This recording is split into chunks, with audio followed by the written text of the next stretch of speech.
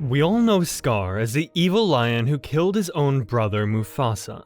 But Scar wasn't always evil, because with the new Mufasa movie coming out, we see a whole new side of Scar. Back then still called Taka. He was a very sweet little cub that always dreamed of having a brother. So when he saw a cub that was about to be eaten by a crocodile, he saw his chance. He saved the little cub from the crocodiles and proudly took him back to his home. But his father, Obasi, wasn't happy with the stray. And when he heard his name was Mufasa, which means king, Obasi was completely furious. But Taka's mother, Eshe, thought they should give the cub a chance. So Obasi suggested they should have a race. If Mufasa wins, he can live with the lionesses of Obasi's pride. If Taka wins, they will finish Mufasa. It was a close call, but when Taka realized he wasn't going to have a brother if he won, he slowed down, telling Mufasa his secret that he always wanted a brother, and the kind Taka let Mufasa win the race. Obasi got angry and couldn't see the good in this, but he kept his word and let Mufasa stay with the lionesses. But if Taka was so kind back then, what could have changed him? Well, I think it was mainly Obasi's fault, and here's why. In the Mufasa movie, we meet Obasi as king of the pride and father of Taka, but Obasi was a lazy king. He was just lying around and letting the lionesses do all the work. He expected that everything would be done for him, and told Taka that this was what a king was supposed to do. But Taka wanted to be like Mufasa. He got to hunt with his mother and learned all kinds of skills from the lionesses. Because Mufasa was banished from the shade tree and forced to grow up with the lionesses, where he grew a special bond with Taka's mother, Eshe. She taught him everything she knew about how to hunt and how to recognize smells in the wind. She soon realized that Mufasa was special, and she began to see him as a son. Meanwhile, Taka wasn't allowed to hunt with the lionesses. The only thing he was allowed to learn was how to sleep on a rock like his father did all the time. And anytime he tried to play or interact with his brother, Mufasa, his father got angry and sent Mufasa back to the lionesses. But Taka was slowly getting jealous of Mufasa, since he got to spend all his time with Eshe, who was kind and loving. But one day, Mufasa and Eshe went out hunting as usual. But this time, something was different. And before they knew it, they were under attack by two big white male lions. They belonged to the outsiders. The lions everyone feared but never believed really existed. Eshe told Mufasa to run, but Mufasa was brave. But you know who wasn't so brave? Taka.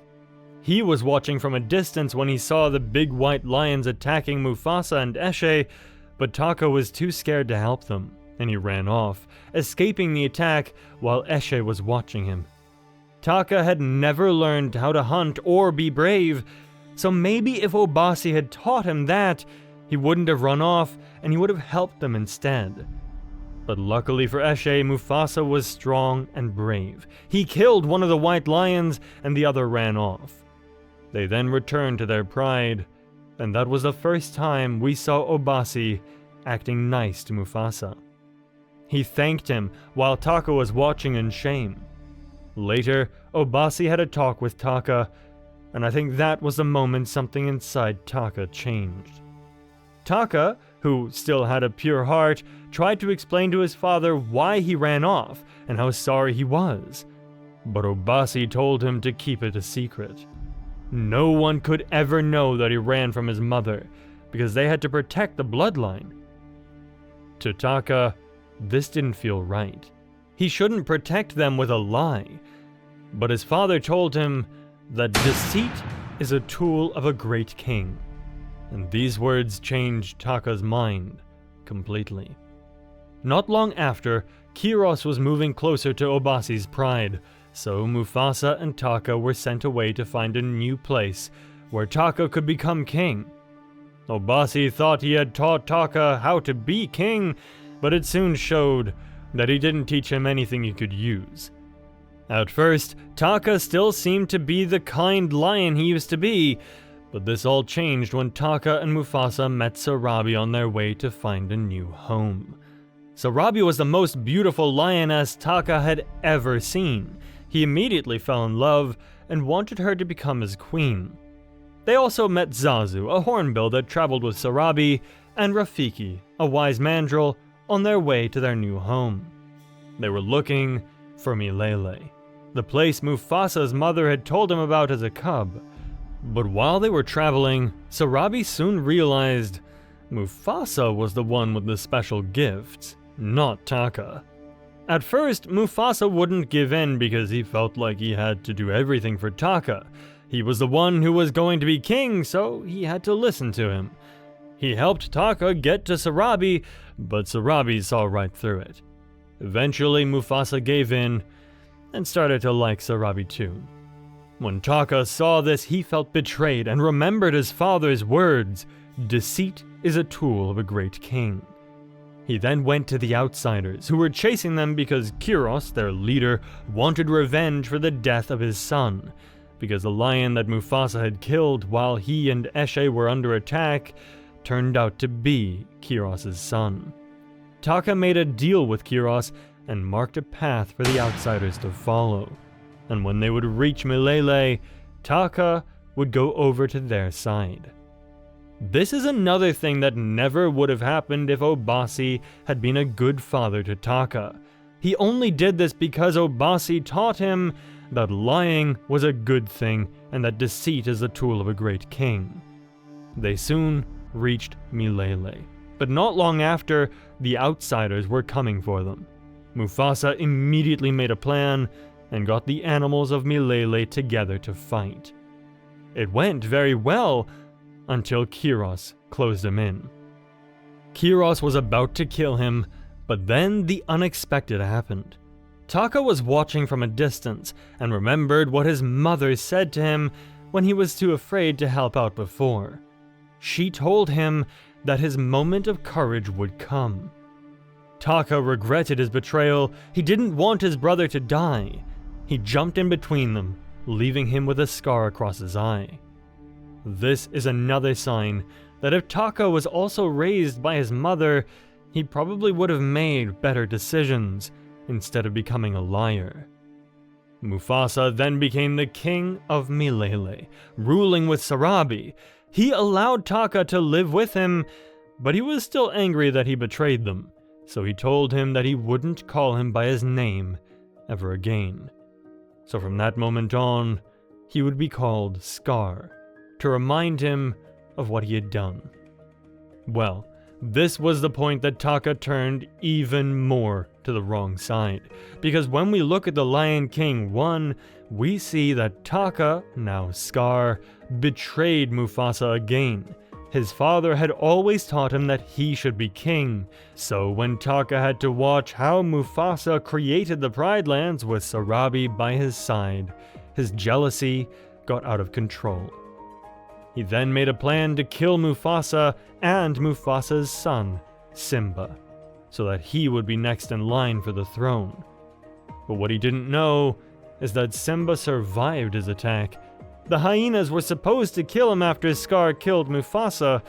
Well, Scar, being as lazy as his dad, didn't check the hyenas, so he never knew that Simba got away.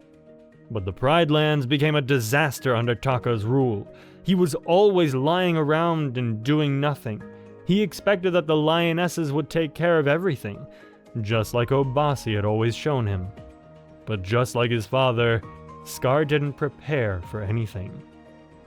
Because when we watch the new Mufasa movie, we notice that Obasi isn't good at preparing either.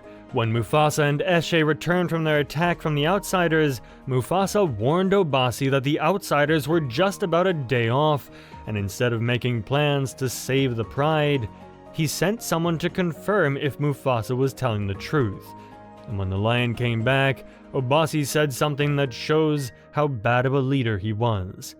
He said, "Outsiders, the stories were all true." So the rumors are true. This means that Obasi had heard of the threat of the big white lions before, but he just refused to do anything about it because he was too lazy. He could have prepared his pride and taught them how to attack in case the rumors were true, but he decided that lying in the shade was more important. And this is the same thing we see when Scar is leading the Pride Lands. Just like Obasi, he does not follow the lionesses to hunt because he believes that it is the lioness's job. But even when the rest of the animals leave the Pride Lands, because of how bad things have gotten, he acts just like Obasi and sentences every lion to death because he was not willing to move. If Obasi had commanded the lions to start traveling away from their former shade tree, when Mufasa and Eshe told him about their attack, many members of his pride probably would have survived. But Obasi liked to leave things for the last minute, and that was something his son, Scar, also did in the Pride Lands. In the end, it seemed like Taka, or Scar, could have been a whole lot different if he wasn't raised by Obasi, because when we look at Mufasa, we see how smart he turned out. He had gotten wise advice from the little time he had with his own parents. His mother gave him a dream and the hope from Milele, something he could hold on to when he would feel sad. We later see how happy he is to find out she had also made it to Milele. Unfortunately, Mufasa's father didn't make it there. Let me know if you think I should make a video about what happened to Mufasa's father, because I'm really curious to find out. But luckily, Mufasa had gotten a great foster mother. She was the one who taught him the real skills he needed: how to smell scents in the wind, to hear which animals were coming from what direction, and of course, all other kinds of hunting tricks. And later we see that even though Mufasa had only a short time with his son, he still got to teach him some important things. I think it could have made such a big difference if Obasi let Taka stay and hunt with Eshe as well, but Obasi was a terrible and selfish king, so we never get to find that out. But I'm curious how you feel about it. Do you think Obasi is the reason Scar turned out evil? Or could there be other things that played a big role in his story, like we hear in The Lion Guard?